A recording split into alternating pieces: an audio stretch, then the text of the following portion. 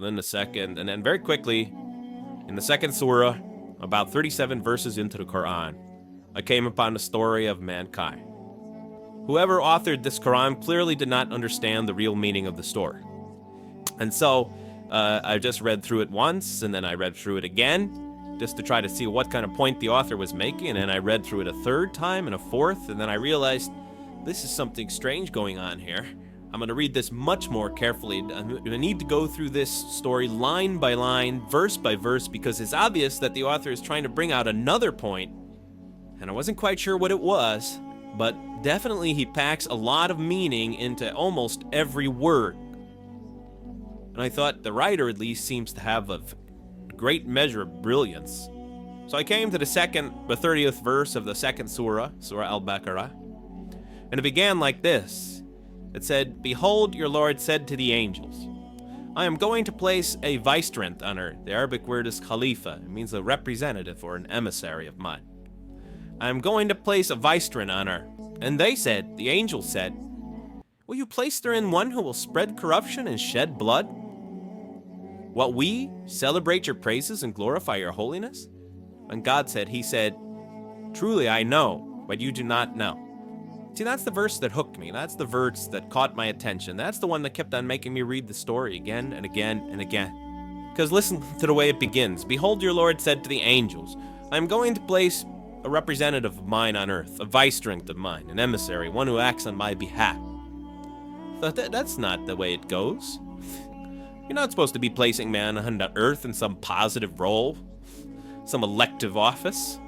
You place man on earth as a punishment for his sin. Clearly, I knew the author didn't quite get the point. But still, it was an amazing line. But then I come to the next line, and it says, "And the angels say, will you place therein one who will spread corruption and shed blood? While we celebrate your praises and glorify you?" I looked at it again. I couldn't believe the question. They said, "Will you place therein one who will spread corruption and shed blood? While we, the angels, celebrate your praises and glorify you?" I looked at that and I said, exactly. That would be my question.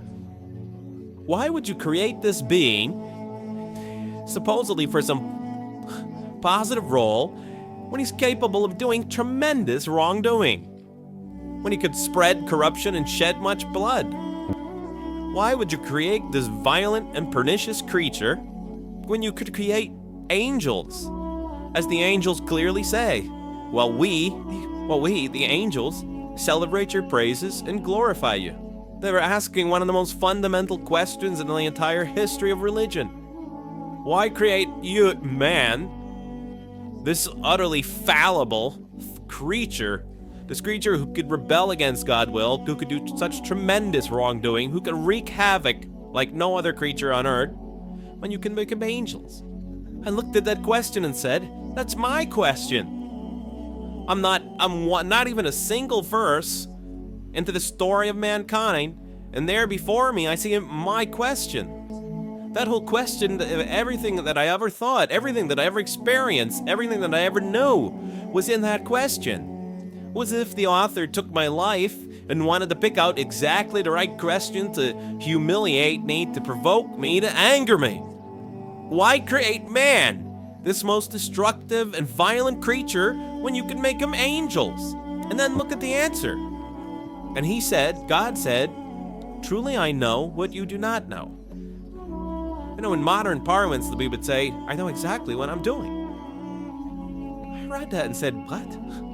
You know what you do not know? You know exactly what you're doing? Well, please inform me. Tell me what you're doing, because, you know, I'm 28 years old and I haven't figured out it yet. And I have a lot of issues that I'm still dealing with that's connected to this question. You can't just get off that easy. You can't just tell me you know exactly what you're doing. Not after what I've been through. Not after you made me this way. And then I realized, of course, I was arguing with a God I didn't even believe in. So we turn to the next verse. It turns out that the Quran just doesn't dismiss the question. It starts to answer it a little bit. And then the next verse it says, "And he taught Adam," God taught Adam, "the names of all things. And then he placed them before the angels and said, 'Tell me their names if you are right.' and he taught Adam the names of all things. So here we see Adam is not only just the creature who knows how to name things, who's acquiring the gift of language, but he's also a learning creature. God is teaching it. And right here, right in this verse, and it'll come even clearer in the subsequent verses, that the very first thing that the Quran is going to emphasize here is man's intellect. He is a learning creature. He is taught. And what is he taught? What is one of the great intellectual gifts he's given? In response to the angel's question, the gift of language. And so what I'll see later in the Quran, and the Quran will emphasize this again and again and again. Like in one verse it says, read in the name of your Lord who created a man out of a tiny creature that clings. Read, it commands the reader, for your Lord is most bountiful. Why is he most bountiful? What great gift did he give you? For he taught man the use of the pen, and through it taught him what he otherwise could not know. And time again, the Quran will call upon man to use his intellectual faculties and swear by his intellectual faculties, and to use them correctly, because they play a fundamental role in guiding him to truth. Never came upon a scripture that puts so much emphasis on the correct use of our intellectual faculties, on the harnessing of reason in helping us attain to faith. And he taught Adam the names of all things, and then he placed them before the angels and said, tell me their names if you are right. Okay, you have this natural question about this creation of mankind. Here, this mankind is this human being, this human creature is a learning creature. He has many intellectual gifts. Here, I'm going to place these things before you. Tell me their names if you are right about man. What did the angel say? In the next verse they say, glory to you. We have no knowledge except what you have taught us. In truth, it is you who are knowing, the wise. They say this intellectual test that's put before them is beyond their grasp. Notice what they emphasize. We have no knowledge. This would take knowledge. This would take an intellect that they don't possess. In truth, it is you who are knowing, the wise. You got it. It's easy for you. You have the knowing, the wise. You have knowledge. You have wisdom. But this would take knowledge and wisdom that is beyond us. And so in the next verse we read, and he said, O Adam, tell them their names.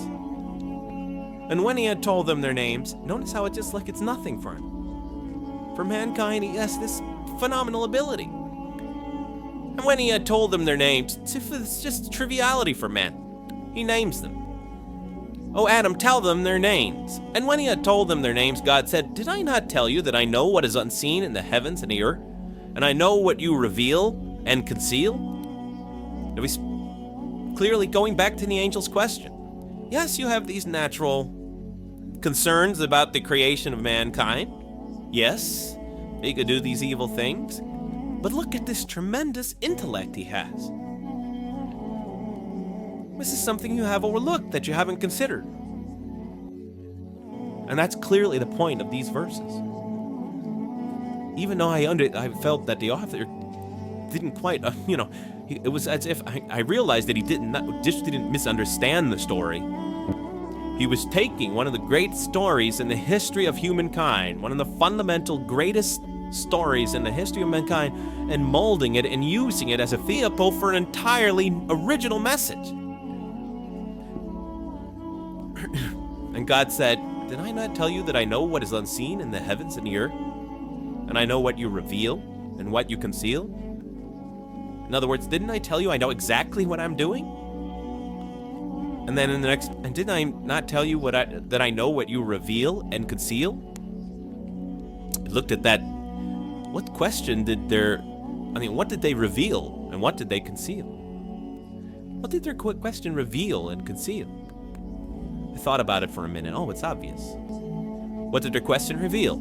Just go back and look at the question.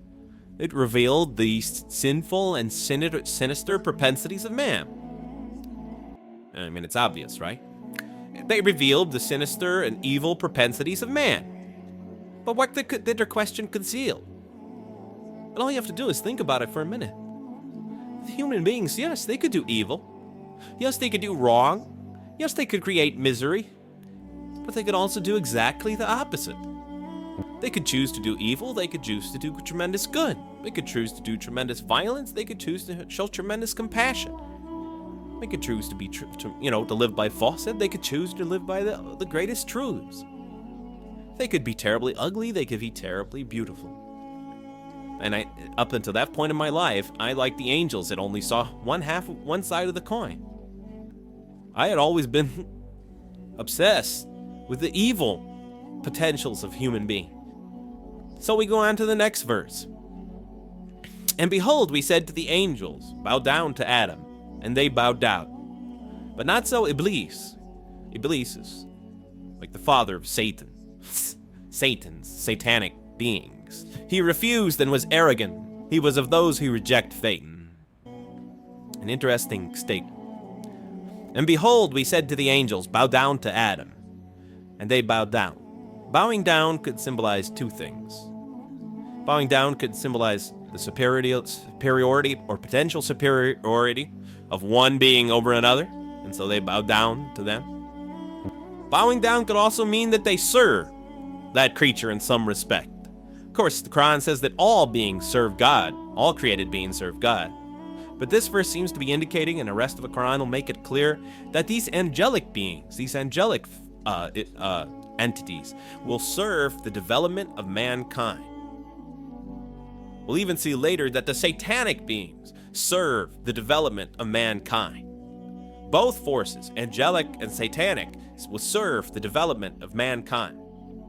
And the angelic and the satanic forces will be catalysts for those moral choices that they make. They will heighten the human being's awareness of the rightfulness and the wrongfulness of the choice he's about to make.